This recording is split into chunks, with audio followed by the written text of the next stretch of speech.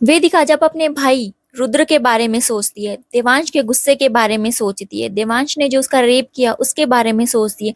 ये सब सोच सोच करके सुबी का दिमाग फटा जा रहा था, दिल टूटकर टुकड़े टुकड़े हो चुका था उसका। तभी कमरे का दरवाजा खुला और हाथ में ट्रे लेकर कांता कमरे में आती है। कांता घर की नौकरानी थी। वेदिका कांता की तरफ देखती है। आप जाग गई? मैं आपके लिए खाना लेकर के आई हूँ, दवाई लेकर के आई हूँ, आप ये ले लीजिए, आपको राहत मिलेगी। वेदिका घबराई हुई सी आवाज में कांता से बोली, मैं यहाँ कैसे आई और इस बिस्तर पर, और ये मेरे कपड़े, ये कौन से कपड़े पहने हैं मैंने?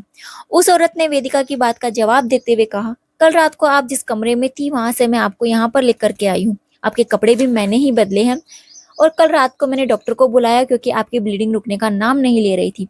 आपका काफी खून बह गया था, इसलिए मुझे डॉक्टर को बुलाना ही पड़ा।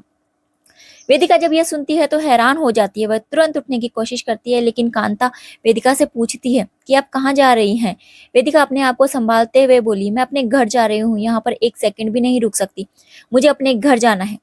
कांता वेदिका से बोली, मेरी बात सुनिए, आप यहाँ से नहीं जा सकती है, आपको यहाँ से जाने की इजाजत नहीं है। वेदिका गुस्से में बोली, भाड़ में गई इजाजत, मुझे किसी की इजाजत की कोई परवाह नहीं है।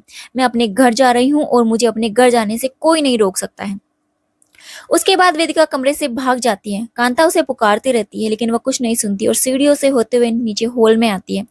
बाहर जाने के लिए वह जैसे ही दरवाजा खोलती है, वैसे ही हाथ में बंदूक लिए हुए गार्ड्स उसके सामने आकर के खड़े हो जाते हैं, जिन्हें देख करके वेदिका बहुत ज्यादा हैरान हो जाती है। एक गार्ड ने वेदिका से कहा, मैडम आप घर से बाहर नहीं जा सकती है, हमें ऑर्डर मिला है कि हम आपको कहीं ना जाने दें। वेदिका गुस्से में अपनी मुट्ठियों को कसते हुए आंखों में आंसू लिए हुए बोली, मुझे जाने दो, मुझे अपने घर जाना है। एक गार्ड ने वेदिका से कहा, सर का हुक्म है कि हम आपको कहीं ना जाने दें, तब तक कि वो खुद आपको यहाँ से लेकर के ना जाए। कांता भागते ही वहां पर आती है। वह वेदिका के पास आकर बोली, मैडम आप अंदर चलिए, ये लोग आपको कहीं जाने नहीं देंगे, इन्हें ऑर्डर मिला है, तो आप जानती ही हैं कि सर के खिलाफ जाने की हिम्मत किसी में नहीं है, आप प्लीज अंदर चलिए। वेदिका जानती थी वह कहाँ फंस चुकी है। वो देवांश को बचपन से जानती थी। देवांश हमेशा से ही उसका ख्याल रखने वाला, नरमहर से पेश आने वाला इंसान था, उसका बहुत ख्याल रखता था, इसीलिए तो वह उससे प्यार करने लगी थी। टूटी फूटी सी हालत में वेदिका वापस अंदर जाती है, अपने कमरे में आती है। कांता उसे बिस्तर पर बैठाते हुए बोली, ये लीजिए, मैं आपके लिए खाने के लिए लेकर के आई हूँ, इसे खा लीजिए। वेदिका बिना कांता की तरफ देखे खोई हुई सी आवाज में बोली, मुझे नहीं खाना, ले जाओ इसे यहाँ से। कांता ने कहा, आपको खाना ही पड़ेगा।